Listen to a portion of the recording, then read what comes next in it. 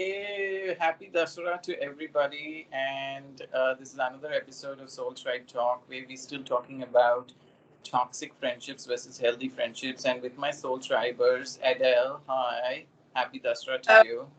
Happy Dasara, Abhi. And Jharna. And Jharna, hi. Happy Dasara to you. Hi, happy Dashara to you guys. Right. So, moving on, this we have probably going to tackle two or three more questions today as per how we are going to go about it. So let's delve into it. So the next question that I would like to ask in this ongoing series, starting with you, Jarna, what type of attention do you like to give and receive? The kind of attention that I like to give for people that are close to me, I like spending a lot of time with them. I like making plans and I like meeting up with them. And just basically, quality time is something that I look forward to with people that are close to me, and that is something I've been doing for the longest time. It's just what I do. And the kind of attention I like to receive, I like receiving similar kind of attention where people make plans and then they get to spend time with me and we're able to share our time together. And I also like it when people appreciate me and they say nice things about me. So that feels nice. And I enjoy that kind of attention.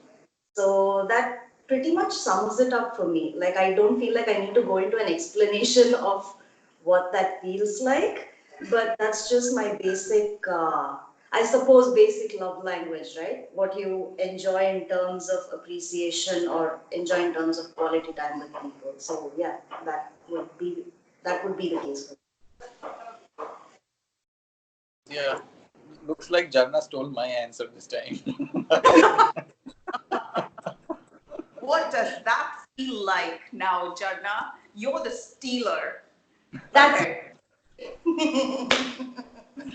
So, Adele, what type My, of attention do you like to give and receive? for me, I like overlays. I like doing an activity and bonding over it. So the activity can be pretty much anything. I'm not very fussed about what I am doing. With you, we go to restaurants and clubs. With Jana, I do sit and do crafts, and we go out to restaurant. We have our beach tradition with Sheba, with Lydia. I just have these little things that I do, and I leave it to my friends to for the activity, and then the bonding that happens over the activity is what I love doing. So if somebody wants to, if it's a new friendship that's developing, I don't think I can survive the laser like focus of them focus just on me, trying to get to know me. That would freak the heck out of me, and I would freak them as well because I can be terribly intense. So I think I need an activity that's happening around, and then we can bond over the activity. I love stuff like that. That's what I. That's how I create friendships. What Okay, about okay. you? Well, I what I like to give and receive. So this is like I like being present with being present at the moment with with with a friend, and I don't like getting just doing that, not getting distracted by anything else going on at that time. Activity is fine, but I don't think that distracts us. But if like I'm also doing some other chore and I'm talking to my friend, I don't like doing it because Right. it takes away. I'm unable to concentrate. So I like being present. I like what that person is saying, what I'm saying, and everybody is being connected at the same time.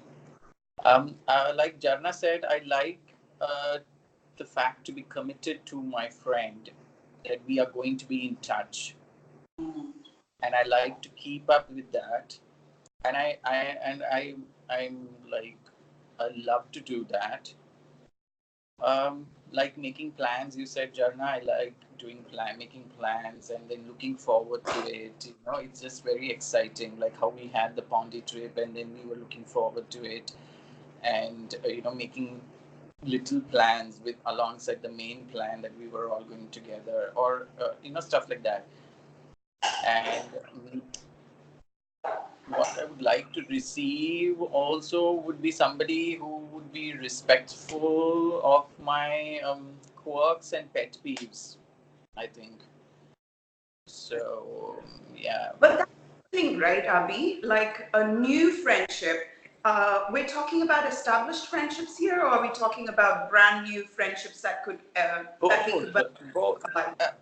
For brand new friendships, I think it will be so much about just listening to each other in the beginning, and Right.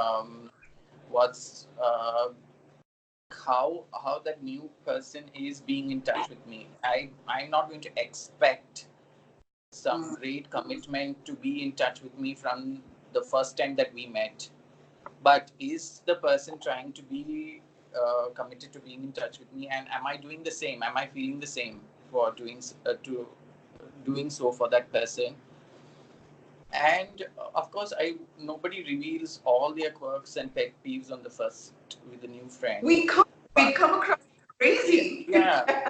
But some silly things do come across, I think, and some opinions, some this and that, in a general conversation that could happen in the initial when the friendship is initially beginning. But how how how respectful is that person of that? Some people are just want to bog you down with just wanting to prove that they are right, not wanting to agreeably disagree. You Yes. know, But so stuff like that. that is a very, very, very difficult trait to develop as well, isn't it? And we don't run across very commonly people who are willing to disagree agreeably. It's not a common trait. So I think basically this question just goes into established friendships, right? Because the question of what type of attention do you like to give and receive, disagreeing agreeably, if that is a necessary ingredient, it has to be, the question has to apply to an established relationship and can't just go into a brand new one, unfortunately. But brand new one also, I would be like a bit pissed if somebody just keeps on wanting to prove what they think is right. Yes. uh, that wouldn't I will be not wanting to be in touch with that person at all, because of course people can have different viewpoints and we all can talk about it, but just to disregard my point and make theirs the best, something, even in a new friendship, if it's happening, I would run away from there. If it repeatedly happens with a person I've met recently, that Mm. wouldn't. And of course, established friendships, it's very important, right, that we all keep doing this. Yes. And uh, and the, in that way, I don't think we can take each other for granted, each other's friendships for granted, because we this is important. Just because it's Yes. established doesn't mean that we know everything and everything is like great. And yeah, so it's very important, I think, this is there for established friendships. Actually, this is the strangest thing in an established relationship, right? And I was thinking about this a lot since I watched the movie Joker. This man has such a close relationship with his mother for years and years and years, and then he's got this delusional aspiration about being a comedian, a stand-up comedian, and and and almost close to the middle of the movie, where the mother comes across as so supportive of her son, and she is pretty much the only relationship he has. She says, "But don't you think to be a comedian you have to be funny?" And I thought, "Oh my, so along with a close relationship that we've developed slowly and steadily, one brick by one brick." And this is the thing. I was thinking so much about how slowly we develop a friendship, and it's so precious. And one word, right? And it resonates and it hurts harder when you are that vulnerable with such a close person. And it's a careless comment, it doesn't mean anything, but it hits you closest, hardest, and it's the most painful of blows, right?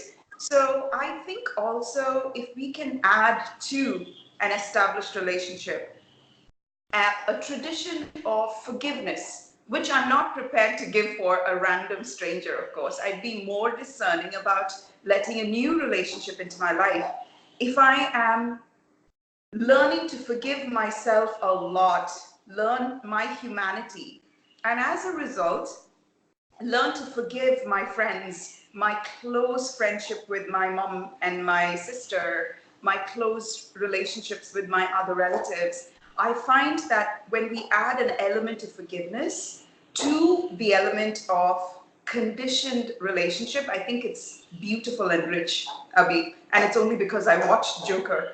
Watch it, you guys. Okay. Okay, that's an interesting point. Jarna, you would like to weigh in on forgiveness? Forgiveness is something that doesn't, you can't force it, right? You can't force forgiveness. And when you are friends with somebody, um, you could have disagreements with the person, and you need to be able to find a way to sort of understand why you're feeling what you're feeling and address that first before you're able to say something to the other person. Because when you are upset, say there are two people who are friends and one person gets upset because of what something the other person says, when you're going to try and address this issue with the person who's upset you, if you're going to do it from a place of not having really looked at the reason why you're upset, it's always going to come across as defensive. And no matter how nicely you put it across, that undercurrent will be there. So until you can actually at least understand a basic part of why the upset has happened, it's difficult to even venture into that area of forgiveness. But you also, at the same time, I feel you need to see how important this relationship is to you. Is it worth going deeper into? Because intimacy is scary. It's not something most people are used to, even though, like you mentioned, right, in the family, this Joker, his mother, they're very close people. Did they have a good relationship which was respectful of the other person? You don't know what the story behind it is. So even though intimacy is a bit scary and sometimes you just want to run away from that whole feeling of getting to know somebody else, you really need to lay down and figure out if this person is really important to you. And then that makes it a little bit easier to address issues, because is the issue bigger or is the person more important? Again, it's a very relative subject. If this feels like one of those topics that is just non-negotiable and crosses over boundaries, your talk with the person will be different. If this is something that may not be majorly an issue for you, you may be able to address it in a different way. So I think forgiveness comes from looking at it from both sides of it. How big of an issue is it, and how important the person is to you. So that's completely relative. You bring about a very, very important point, Jarna. In the movie, the Joker, because of his social anxiety and a lot of his mental issues, he Okay, has. please don't ruin the movie for me because I want to go watch it. This is not a spoiler. He does not have any friends. His Right. mom is his only relationship. And I think it's more familiarity and two people who are brought together by circumstances rather than by individual design. Like they have not designed to create relationships with each other. They were brought together by fate and circumstances kept them together. And as a result, it's almost like I didn't have a choice. I'm in this prison cell with you, and now I'm in your power, kind of a thing. So it made me think a lot about a lot of people who are thrown into arranged marriages and then who are just have to, one person has to bite their tongue to keep back from, giving their honest opinion, and how free we are to create and to eliminate relationships that are not serving our highest good, right?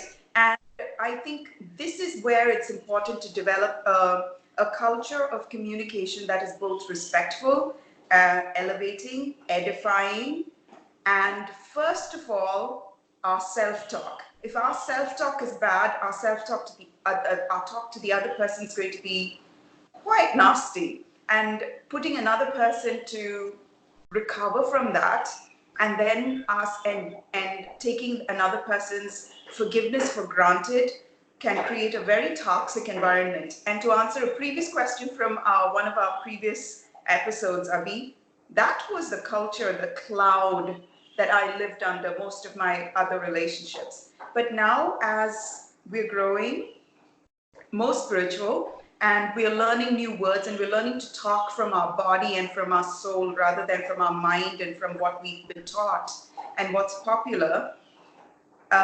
Forgiveness is becoming a little bit easier because I'm forgiving myself every day. Open, vulnerable conversation is the rule, and also the depth of intimacy that I'm creating with chosen people is so precious that the forgiveness is worth it. And this is what we need to aim for. Yeah. And as Brené Brown says, vulnerability is the new courage. Yeah. We cannot, yeah. So there's this new talk show on Netflix of Brené Brown where she's talking about all this. So for people who want to Is know that a about stand? vulnerability and courage, sorry, Is that Brenny stand up special, the one where she's stand up where it's more, sort of a mix of comedy and serious, and yeah, it's really nice. I think I'm going to go towards the next question now, which is sort of it's related to what we've just spoken, and it's very important, very nice. I think this question: how much compromise, sacrifice is required for a good friendship? Jarna. That it is something I'm still figuring out because I'm just beginning to understand a little bit about myself, right? And there are a lot of things that trigger me, which at the end of the day, I'm like, okay, why is that triggering me? Because it's not even about the other person anymore. It's just about me. And the deeper that I'm able to go into why something bothers me, it makes my understanding of my own boundaries a little bit better. And only from that place will I be able to tell whether or not I am willing to compromise on something or not. So I think in terms of compromise, for me, it is again a very relative to the issue kind of a topic. Some things may not seem like such a big deal, but some things will be a really big deal. So, how much am I willing to say this is okay, this is not okay? Again, I think it's very situation based for me. But then again, like I mentioned for the previous question, compromising is also, I mean, compromising may not be like the ideal situation because you may get something and the other person may not. So it shouldn't feel like you've won and the other person is lost, because at the end of the day, if that happens, both of you are kind of losing at some level, right? It shouldn't feel like I feel good about this, but then you feel crappy. So it's okay, it doesn't matter.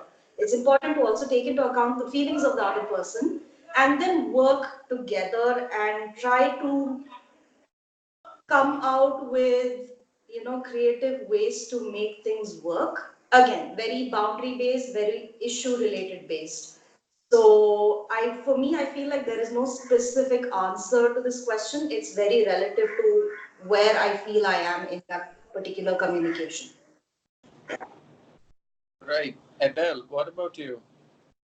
the Compromise, question sacrifice, is it is required? required for a good friendship? How much compromise or sacrifice is required for a good friendship? The answer is none. For a good friendship, no compromise and no sacrifice is required. If it is required, it is not a friendship. A lot of sacrifice and compromise is required for me to take care of my dogs. If you can hear that noise in the background, that's Daisy gnawing on her bone, okay?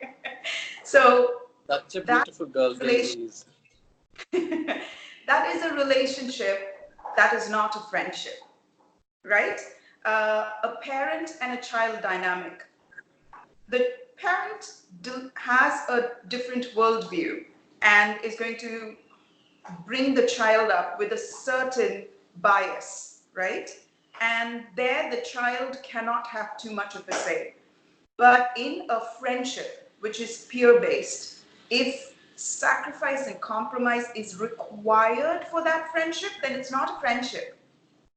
And I don't think I want to be in a friendship like that ever in my life, even though that's what I knew. I thought I had to develop skills and interests to bring it to the altar of friendship and lay it there so that somebody will choose me based on my qualifications. And then I earn and earn and earn. But actually, what it turned out to be was my currency was being exploited and me forgiving the other person, and eventually my emotions running dry and my leaving that place because I literally had nothing more to give. So if I'm walking into a relationship, I need to know that the other person knows to communicate, disagree agreeably, know the answer for everything, because I love the one word in the English language that I love is why. So I need to know the answer. How do you build an intimacy with me if I don't know how your mind is working? I'm going to ask you why. Why did you do this? Why did you say that? And you need to tell me. And if you don't tell me, that tells me that, oh, you don't want to build an intimacy with me. You don't want to reveal your mind to me. You don't want to be vulnerable with me. So I'm going to, now I've learned to walk away and I will create a distance because I am responsible for my heart and I will keep it safe, right? So when you are vulnerable with me, so I will require of you to answer my questions why. I will require of us to be equally vulnerable with each other. And the word compromise is going to be different here. It's bridging. Let's bridge so that let's get over this conundrum where both of us come out more intimate than we were when this conundrum started, right? So let's become closer, and then we can look back on this and we'll be like, oh, I learned this from this and I've become more. You've learned this from this. We both should win. And if that's not the goal, I'm sorry, there is no compromise, sacrifice required. If it is required in a relationship, it better be for my dogs, not for any other human being. It's not done. What about you, Avi? Yes, I so agree to what you both have been saying. I think sacrifice is such a 1980s term. Like, It even has what a is decade. yeah, what is sacrifice? What are we talking about sacrifice in 2019? Who are we sacrificing for? Right? I think sacrifice went with the shoulder pads. Yeah, 1980. sacrifice is sacrifice is completely out of my life. I'm not sacrificing for any other person. Yes. So, compromise also is a very dated terminology. I think uh, in any relationship, there shouldn't be words like sacrifice and compromise, though Oh, most of my relationships and friendships in my 20s, I built was on sacrificing and compromising. Wherein I sacrificed, I feel, and I compromised, I feel. And oh my God, I don't know what it was, but it was so much, it was all the pathology was, you were regenerating. There is a pathology, and with all this compromise and sacrifice that you're doing, you keep on like regenerating it. The pathology just doesn't go away from there. Yes. this is, I have a term for this. It's called being an emotional Wolverine. From the Yeah. X-Men, they will tear you because they haven't been taught our boundaries, right? Because all our entire energy is in protecting us. So they tear us apart and then we regenerate. They take our energy from us and then they hurt us some more and then we regenerate because our self-esteem is so low that we think we exist in this world through this person, and if they didn't notice us, we didn't exist. So we sacrificed ourselves, and with the building of self-esteem, and it's taken such a long time for us, isn't it? And we're still in the process of construction. We cannot afford to be emotional wolverines anymore. Dear God, no way. Yeah, and like you said, my own self-esteem was so low. So my point of validation was that I'll do sacrifice and I'll compromise and I'll come across again, like a martyr, and I can play that card for the rest of my life and keep the other person caged. What is that? Is that friendship? like, uh, my goodness. Manipulation. Sorry. We are manipulating them by our goodness to keep Goodness. them a friend, which is, Yes, it was so painful, right? All our I lives have been know. painful. I know. So I don't think there is any sacrifice or compromise. It's, I think, communication, communication about what you feel. That's what builds any good lasting relationship. Again, quoting Brené Brown and Oprah, vulnerability, being vulnerable in a relationship is going to make that relationship last. Being nothing else is going to make it last. Being vulnerable, being honest, being communicative of your boundaries, of your feelings, of all that is you. um, that's essentially, I think, is going to make a friendship good, and make a good friendship be the best friendship, and it's an ongoing process. For the rest of our lives we are going to be doing this, Yes. communicating, being vulnerable, and talking, and we are friends right now, but I think when we are going to be in our 60s, we are still going to be communicating. We'll have our issues then. We want the other person to know what we are feeling at that time from what when we are now. And so just because friendship was established 30 years ago doesn't mean that it's going to be like forever. So yeah, communication, communication, communication. That's the key word. What I And just what I Yes. realized was when you asked me your compromise and sacrifice, I didn't even address the sacrifice part of it because it doesn't make sense to me. Like what Really. address there because and like Edel was saying, right? I think maybe I didn't use the same words, but what I meant was similar to what you said, like growing together and being respectful and mindful of boundaries of each other and finding the situation where not situation a solution where both of you can move forward from there and develop a deeper relationship. So sacrifice is not something that really even crossed my mind because how much are you really going to sacrifice? Like what? You know? see, Sacrifice is all for the Tamil mega serial heroines. see, and the thing is, our energy is irrenewable.